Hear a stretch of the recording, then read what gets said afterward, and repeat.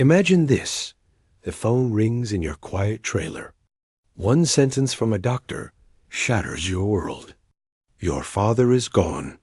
You wipe your eyes, square your shoulders, and walk onto a movie set where a man in a floral housecoat is juggling fruit and firing jokes like machine gun bullets. That man senses the earthquake inside you before you say a word. He stops the entire production, rearranges the day, and sends you home to grieve. That man was Robin Williams. And the woman trying not to fall apart? A young actress who had spent 20 years proving she was more than the smiling girl on a surfboard. She grew up breathing sawdust and spotlight. Her mom balanced scripts in one hand and diaper bags in the other. Her stepdad flipped through the air for cameras before breakfast. By 17, she was the girl next door on a beach blanket, all sunshine and freckles. America loved her. Hollywood labeled her cute, safe, sitcom. She hated the box. Nights after filming, she slipped into dim acting studios, learning how to cry on cue, how to bleed truth.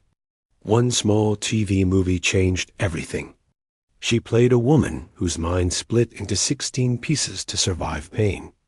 Critics forgot the flying nun. They saw a warrior. An Emmy landed on her shelf like a dare. Keep going. Big screens called next. Car chases, dusty roads, a leading man with a grin and a temper. Off-screen kisses turned into tabloid storms. She didn't care about gossip. She cared about the next role that let her scream for every worker who ever felt invisible. One night on a Broadway stage turned living room, she accepted a golden statue and blurted, "You like me right now. You like me." The world laughed. She cried. Because for the first time, the industry saw the fighter underneath the dimples. Another statue followed, this one for a widow clawing life from red dirt. Then came the loving, exhausted moms we still quote. Steel magnolias in beauty parlors. A voice of calm in a house full of teenage tornadoes. Each part a brick in a wall she built, so no one could box her again. Love tried to keep pace. First marriage. 2 little boys, diaper genie in one hand, call sheet in the other. Fame pulled. Family pushed. The center cracked. Second marriage. 1 more son, steadier ground, until the ground shifted anyway. She learned that endings can be gentle if you let them. 3 grown men now call her mom and still ask for her notes on their scripts. She smiles, proud and private dot. Then came the nanny with the Scottish accent and the heart. Too big for one chest. Day 1 on set felt like stepping into a hurricane, wearing a cardigan. Robin arrived already in 5th gear, voices ricocheting off the walls. Between takes he never braked. A whisper here, a face there, a whole improv galaxy exploding while the crew howled. She needed quiet to find the woman whose marriage just imploded. He needed noise to outrun whatever chased him.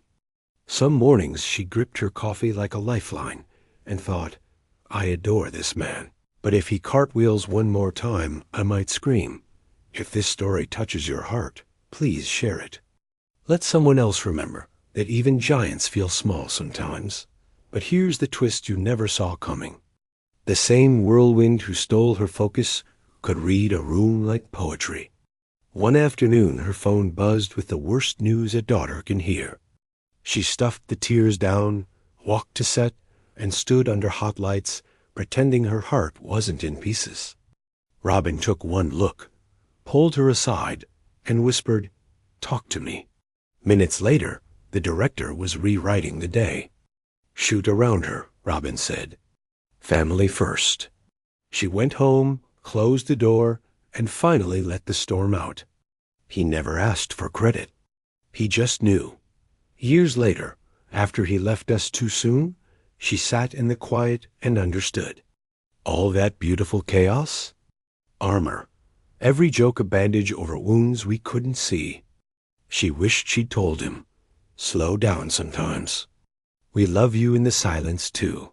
She still keeps his voicemail. Once a year she plays it, laughs at the 20 voices in 30 seconds. Then here's the soft sign-off. Take care of you, kiddo. She does.